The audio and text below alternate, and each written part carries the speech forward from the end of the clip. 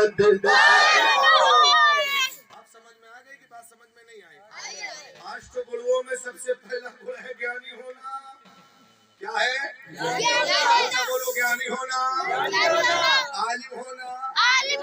پورے برہمانڈ میں سب سے بڑا کوئی عالم ہے خدا کے بعد تو میرے مصطفیٰ کی ذات ہے. سب سے بڑا اگر گیان کسی کو ہے، کس کو ہے؟ مصطفیٰ کو. یہاں تک کہ بہت سے بڑے عالموں کو، مفتیوں کو، مفسرین کو، فقہا کو لے لو، علم غیب نہیں آتا. میرے آقا کو وہ بھی آتا. سبحان اللہ. تو میں نے کہا مہاراج جی یہ جو تمہارے یہاں ہے اشٹکڑ والا، وہ کوئی اور نہیں ہے، ہم مومنوں کا، ہم مسلمانوں کے خدا کے محبوب محمد رسول اللہ کی طرف اشارہ.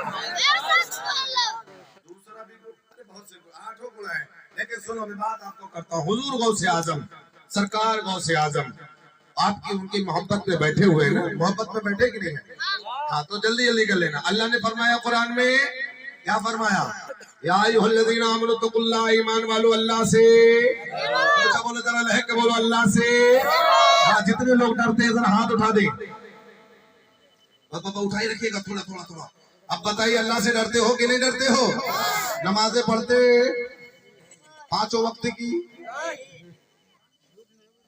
8-10 لوگ خالی 15 تک مانتے.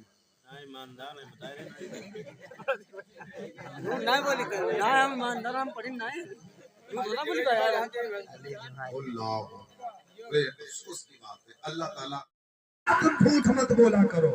جھوٹ مت بولا کرو. اچھا بولا جھوٹ مت بولا کرو. اب تو نہیں بولو گے؟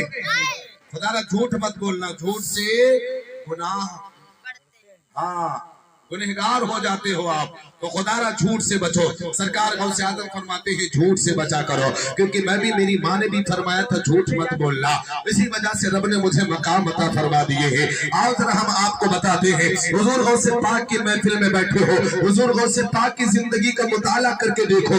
سرکار غوث اعظم رضی اللہ تعالی عنہ فرماتے ہیں، جانتے ہو سرکار غوث اعظم کے پاس میں اگر 1000 دینار آ جاتے، اگر 1000 دینار آ جاتے، سارے کے سارے دینار اللہ ہمیں خرچ کر دیا کرتے تھے.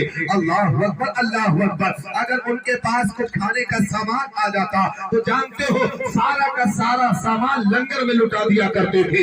آؤ ملت کے نوجوانوں، آج ہم نے لالتا پہڑ والوں کو دیکھا، ان کے حوصلے کو دیکھا، ان کے جذبے کو دیکھا کہ رب نے مجھے پیسہ دیا ہے، رب نے مجھے دولت دی ہے، رب نے مجھے مال دیا ہے، کیوں نہ غوث اعظم پہ خرچ کر دیا جائے، کیوں نہ غوث اعظم کے جلسے پہ خرچ کر دیا جائے.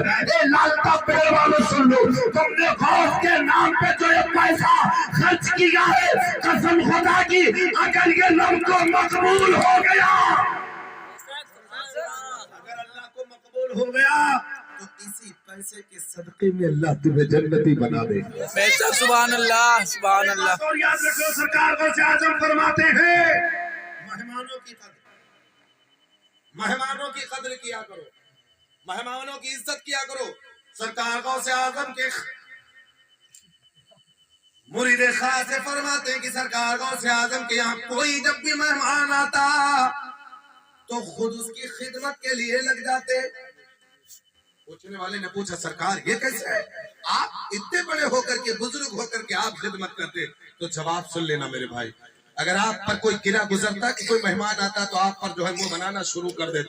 اکثر کر ہماری ماں اور بہنیں ہیں نا بہت زیادہ اس میں جو ہے آن تان لان بہت سے کچھ اپنے الفاظ کہنا شروع کر دیتی. اے میری ماں بہنوں ذرا بھی آپ ملول مت ہوا کرو. سرکار غوث اعظم فرماتے ہیں، کیا فرماتے ہیں؟ ملت کے نوجوانوں اللہ کے محبوب فرماتے ہیں، اللہ کے محبوبوں کے محبوب فرماتے ہیں، ولی کامل فرماتے ہیں جب کوئی مہمان گھر میں آتا ہے، جب کوئی مہمان گھر میں آتا ہے اللہ کے فرشتے استقبال کے لیے کھڑے ہو جاتے ہیں. اللہ کے فرشتے استقبال کے لیے کھڑے ہو جاتے. ولی کے کامل فرماتے مجھے حیا آتی ہے، مجھے شرم آتی ہے کہ فرشتے کھڑے رہے اور میں بیٹھا رہا ہوں. اب اپنے آئے ہوئے مہمانوں کا خیر مقدم کیا کرو. اور مصطفیٰ جان رحمت نے یہ بھی تو فرمایا کہ مہمانی کتنے دن کی ہوتی ہے، یہ بھی خیال رکھو. مہمانی آج کل کے शादी हो गई, अम्मा अल्लाह जाने बेटियों से कितना प्यार करते हैं। करना चाहिए, ऐसा मसला नहीं, करो।